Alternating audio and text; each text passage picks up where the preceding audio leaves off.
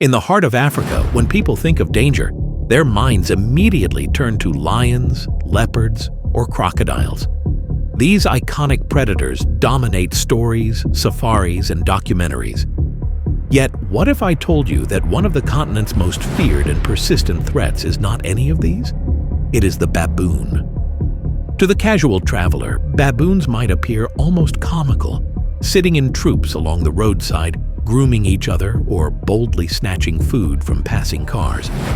But to farmers, villagers, and hunters, these primates are no laughing matter. With numbers that can swell to 50 or more in a single troop, baboons are coordinated, intelligent, and aggressive. Imagine walking down a dirt track in South Africa, unaware that dozens of sharp eyes are already locked on you. The forest is silent, but in the trees and on the rocks, the troop waits. Unlike the solitary strike of a leopard, baboons move together, and when they decide to act, they overwhelm.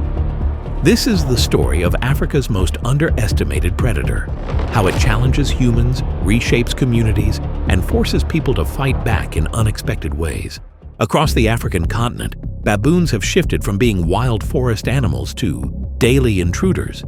In farming regions, their presence is relentless. A single troop can sweep through a field in minutes, leaving behind destroyed crops and terrified livestock. Their raids are not random. Baboons learn and adapt. They know when farmers leave fields unattended. They watch for weak spots in fences, and they recognize the routines of people. Once they discover a food source, they return again and again, each time bolder than before. What sets them apart from most predators is their intelligence. They are opportunists that thrive in human-dominated landscapes. Villages and cities offer scraps, fruit, and waste, all of which baboons exploit. Unlike lions, which rarely come close to people, baboons have no fear of entering homes, markets, or even schools. And when challenged, they fight. With canine teeth larger than those of a leopard, sharp reflexes, and strength far beyond what their size suggests, a large male baboon is an opponent few would dare face. For millions across Africa, baboons are not just animals of the wild. They are daily adversaries, capable of turning ordinary life into a battle for safety and survival. At first glance, baboons look like exaggerated monkeys with long snouts and sharp eyes. But beneath that appearance lies an arsenal of traits that make them fearsome. A dominant male can weigh over 30 kilograms, with canine teeth reaching lengths greater than a leopard's. Their jaws exert crushing force, capable of tearing through flesh and bone. Their limbs, though short, provide explosive speed. In a chase, a baboon can sprint faster than most humans, and in trees, their agility is unmatched. What makes them truly dangerous, however, is their intelligence. Baboons share over 90% of their DNA with humans. This similarity translates into behavior that feels unsettlingly familiar. They fight for dominance, form alliances, and even strategize during raids. Farmers have watched baboons send out scouts, test traps, and coordinate attacks as if guided by military logic. Surviving an encounter requires understanding the rules of baboon psychology. Never look directly into their eyes. That is seen as a challenge. Never bare your teeth. What we call a smile is their sign of aggression. And above all, never run. In the open, you will not win. Unpredictable, calculating, and fiercely territorial, baboons embody the wild's most dangerous combination: human-like intelligence, animal strength, and zero hesitation to attack. When farmers or villagers find themselves overrun, they call upon hunters. Unlike lions or leopards, which can often be avoided by careful planning, baboons insert themselves into human spaces. Avoidance is impossible when a troop sits on your roof or tears apart your crops in broad daylight. Hunters, therefore, become the shield between communities and chaos. Equipped with rifles mounted with scopes, they must prepare for an opponent that is quick, cunning, and dangerous. One accurate shot can protect a flock or field. One mistake can unleash fury. A wounded baboon is perhaps the most dangerous of all. Troops are social creatures. When one screams, others rally. In seconds, dozens can converge, teeth bared and claws ready. For this reason, accuracy is everything. Scopes costing hundreds of dollars are considered basic tools, not luxuries. They allow hunters to spot baboons in tall grass or shadowed trees before the animals realize they've been targeted. But even with the best equipment, hunting baboons is unlike hunting any other African predator. Lions may stalk prey silently, but they rarely attack in the presence of humans. Leopards remain elusive. Baboons, however, are bold, sometimes reckless, and unafraid to retaliate. Hunters must remain calm, calculating every shot. The role of hunters is not sport, it is necessity. Without them, communities lose livestock, crops, and even lives. Yet every hunt also raises new questions. How long can this balance last, and at what cost to both humans and nature? The fight against baboons is not just a matter of bullets and strategies, it is a moral and ecological dilemma. On one side, farmers and communities argue they have no choice. Without hunting, their livelihoods collapse. Entire fields can be stripped bare in hours. Goats, chickens, and sheep vanish overnight. For people living at the edge of survival, tolerance is not an option. But others point out that human expansion is the true driver. As forests shrink and urban areas grow, baboons lose their natural habitat. They adapt the only way they can, by moving closer to us. In this sense, humans are both the victims and the cause. Governments try to manage the situation by requiring hunting licenses. This ensures that only trained and regulated hunters confront baboons. Yet even with regulations, danger remains. A single shot gone wrong can turn a hunt into chaos. A troop charging together can overwhelm even skilled hunters. The ethical question is unavoidable. Should humans kill baboons for survival, or should we find alternatives? And if alternatives are too costly or impractical, what choice do communities really have? The baboon conflict reflects a larger reality across the world.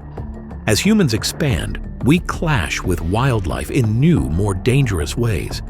The lines between protector, aggressor, and victim blur, leaving no simple answers.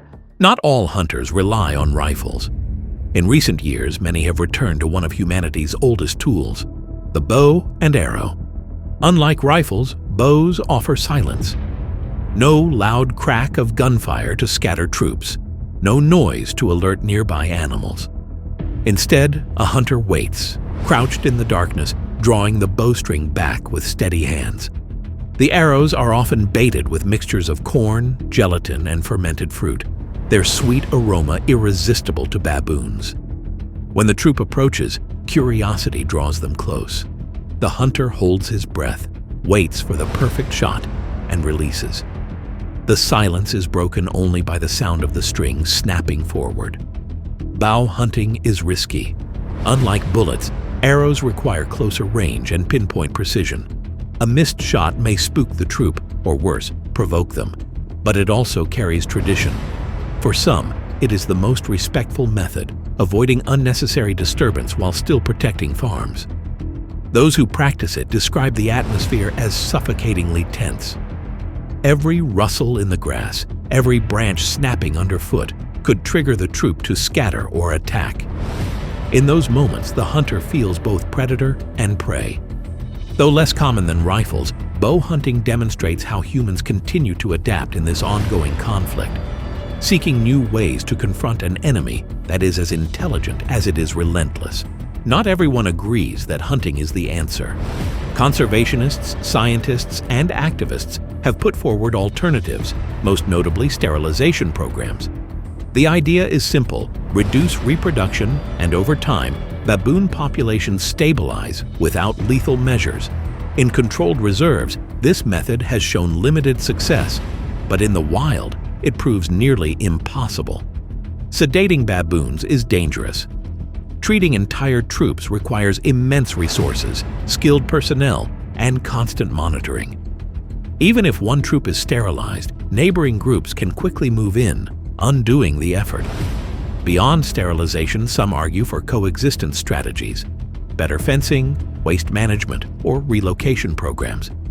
Yet these solutions demand money, organization, and time that many struggling farmers do not have. The debate highlights a frustrating cycle. Hunting is effective but controversial. Alternatives are ethical but impractical. Communities caught in the middle demand solutions today, not in decades. The truth is stark. There is no perfect answer. Every approach carries costs, whether in blood, money, or ecological balance. This debate is not unique to baboons. Around the world, humans face the same question. When wildlife collides with human expansion, how do we respond? African governments attempt to balance two priorities: protecting people and conserving wildlife. In regions like Kruger National Park or Limpopo Province, strict systems regulate baboon hunting. Licenses are limited, quotas are set, and monitoring ensures populations are not wiped out. These measures have yielded results. In some hotspots, baboon numbers have been reduced from thousands to hundreds, easing the burden on agriculture. Farmers once overwhelmed now report recoveries, with crops and livestock surviving seasons without devastation. Local economies, long weakened by raids, have begun to stabilize. But regulation is a constant balancing act. Too many permits risk endangering baboon populations. Too few and raids surge again. Officials must reevaluate every year, adjusting based on weather, food supply, and troop movements. What emerges is not eradication, but management. Hunting is framed not as conquest, but as control. By issuing limited permits, governments aim to maintain a fragile balance, protecting people without erasing one of Africa's most resilient primates. This controlled approach highlights a larger truth. Survival in Africa has always been about balance, not absolute victory. At its core, the baboon conflict is not about animals versus humans. It is about humans versus themselves. For centuries, baboons thrived in Africa's wild landscapes, filling their role as opportunistic omnivores.